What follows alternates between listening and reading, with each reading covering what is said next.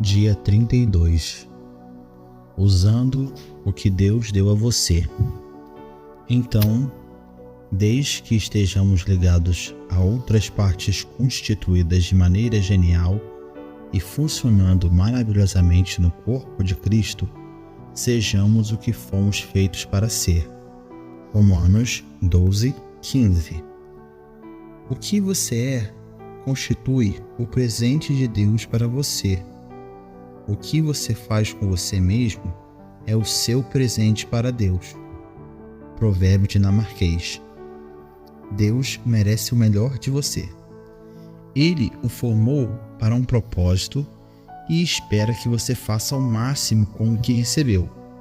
O Senhor não quer que você se preocupe ou ambicione talentos que não possui. Em vez disso, quer que você se concentre em utilizar os talentos que Ele já lhe deu. Tentar servir a Deus de modo conflitante com sua forma é como ser um peixe fora da água. É frustrante e os resultados são limitados. Também é desperdício de tempo, talento e energia. O melhor uso para a sua vida é servir a Deus de acordo com sua formação. Para isso, você deve descobrir sua forma, aprender a aceitá-la e apreciá-la para depois desenvolvê-la ao seu potencial máximo. Descubra sua forma.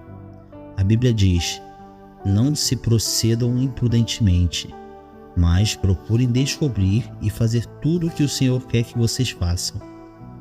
Não deixe que se passe outro dia. Comece hoje a averiguar e a esclarecer quem Deus quer que você seja e o que Ele quer que você faça. Comece avaliando seus dons e habilidades. Analise de forma demorada e honesta em que você é bom e em que não é. Paulo aconselha: procurem fazer um juízo correto de suas capacidades. Façam uma lista. Solicite a outras pessoas uma opinião sincera.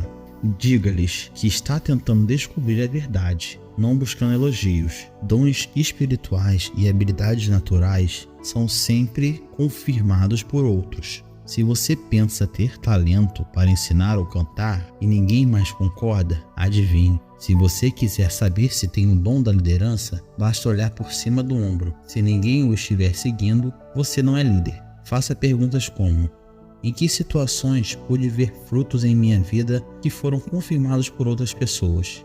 Em que situações fui bem-sucedido?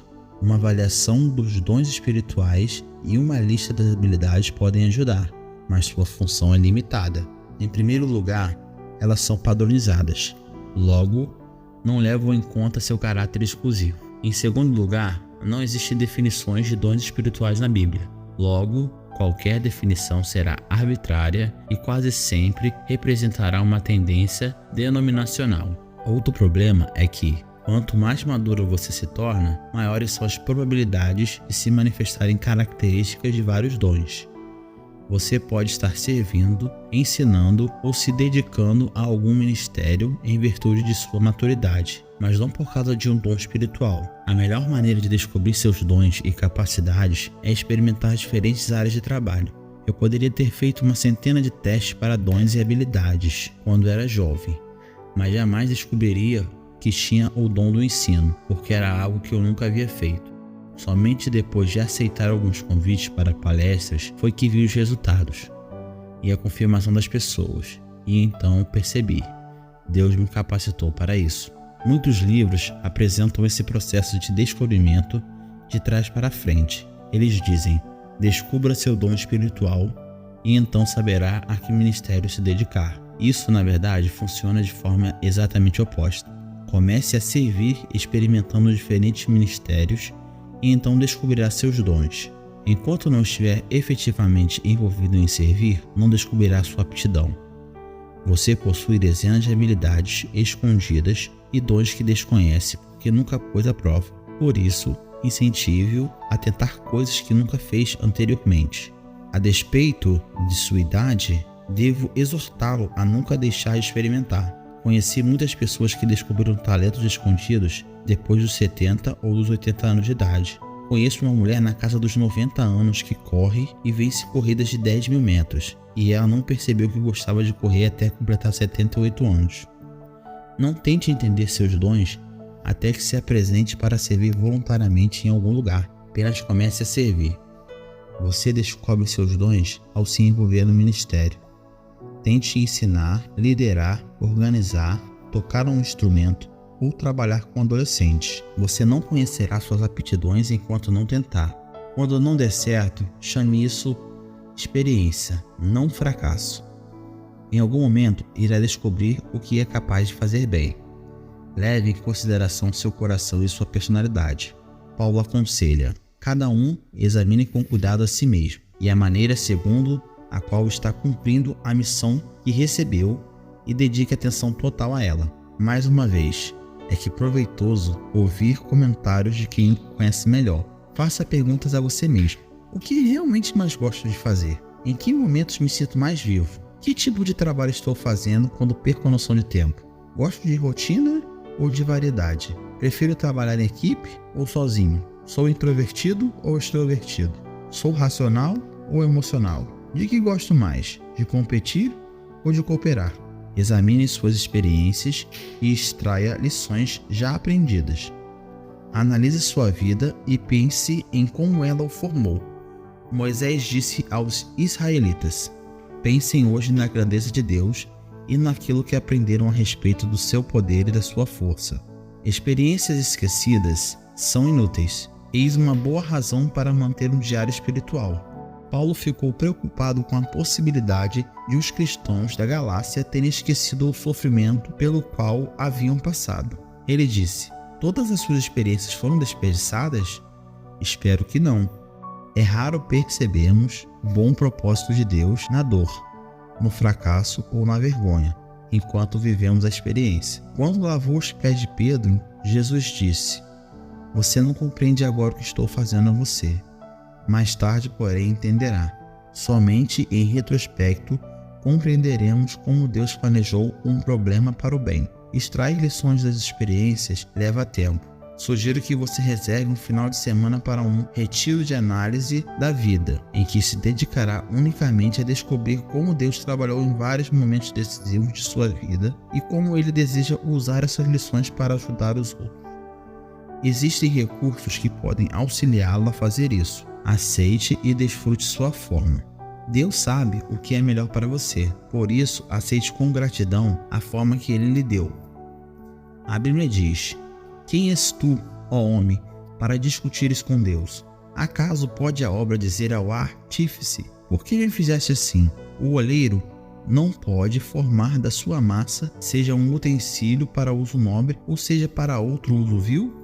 Sua forma foi determinada soberanamente por Deus para o propósito dele. Então, você não deve se ressentir ou rejeitá-la. Em vez de tentar tomar outra forma para ser como outra pessoa, você deve celebrar a forma que Deus confiou somente a você. Cristo concedeu aptidões especiais a cada um de nós. Qualquer coisa que Ele deseja que recebamos de seu rico depósito de dons. Parte da aceitação de sua forma está no reconhecimento de suas limitações.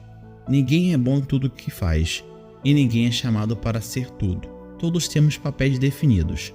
Paulo compreendeu que seu chamado não era para realizar todas as coisas ou agradar a todos, mas para se concentrar no ministério específico para o qual Deus o havia formado. Ele disse: nosso alvo é ficar dentro dos limites do que Deus planejou para nós. A palavra limite faz referência ao fato de Deus haver destinado cada um de nós para um campo ou esfera de serviço. Sua forma determina sua especialidade. Quando tentamos estender nosso ministério acima da capacidade que Deus nos deu, experimentamos o estresse. Assim, como em uma corrida cada competidor recebe uma raia, corramos com perseverança a carreira especial que Deus pôs diante de nós. Não sinta inveja do corredor da raia ao lado. Simplesmente se concentre em terminar a sua corrida. Deus quer que você tenha prazer na forma que Ele lhe deu. A Bíblia diz: esteja certo de estar fazendo o que deveria, pois assim você desfrutará a satisfação pessoal de ter realizado bem o seu trabalho e não precisará se comparar com ninguém. Satanás tentará lhe roubar a alegria do serviço de duas formas: tentando-o a comparar seus ministérios com os dos outros e induzindo-o a adaptar seu ministério às expectativas dos outros. Ambas são armadilhas mortais e irão distraí-lo do serviço tal como definido por Deus. Toda vez que começar a perder a alegria no exercício de seu ministério, verifique se uma dessas tentações é a causa. A Bíblia nos adverte em jamais nos compararmos com os outros. Faça bem o seu trabalho e então terá algo de que se orgulhar, mas não se compare com os outros. Existem duas razões pelas quais você jamais deve comparar sua forma, seu ministério ou os resultados de seu trabalho com os de qualquer outro. Primeiro, você sempre encontrará alguém que pareça realizar um trabalho melhor que o seu, e isso irá desencorajá-lo. Segunda, você sempre encontrará alguém que não pareça ser tão eficiente quanto você, e correrá o risco de se tornar arrogante. Ambas as atitudes são prejudiciais ao seu trabalho e lhe roubarão a alegria. Paulo afirma que é tolice nos compararmos com os outros. Não temos a pretensão de nos igualar ou de nos comparar com alguns que se recomendam a si mesmos. Quando eles se medem e se comparam consigo mesmos, agem sem entendimento. A paráfrase da parte final deste versículo diz: com toda essa comparação, medição e competição, eles se desviaram totalmente do que é importante. Você descobrirá que pessoas que não compreendem sua forma vão criticá-lo e tentar forçá-lo a trabalhar de maneira que eles imaginam ser correta. Ignore-os. Paulo tinha de lidar constantemente com os críticos que não compreendiam seu trabalho e o denegriam. Sua resposta era sempre a mesma: evitar comparações, resistir ao exagero e desejar elogios somente de Deus. Uma das razões de Paulo ter sido usado tão poderosamente por Deus foi sua recusa a ser distraído por críticas ou por comparações de seu ministério com o de outras pessoas e por debates contraproducentes sobre seu trabalho. Como declarou John Bunyan, se minha vida é infrutífera, não importa que me enaltece. Se minha vida é frutífera, não importa que me critica. Continue desenvolvendo sua forma. A parábola dos talentos, contada por Jesus, demonstra que Deus quer que façamos o máximo com o que Ele nos concede.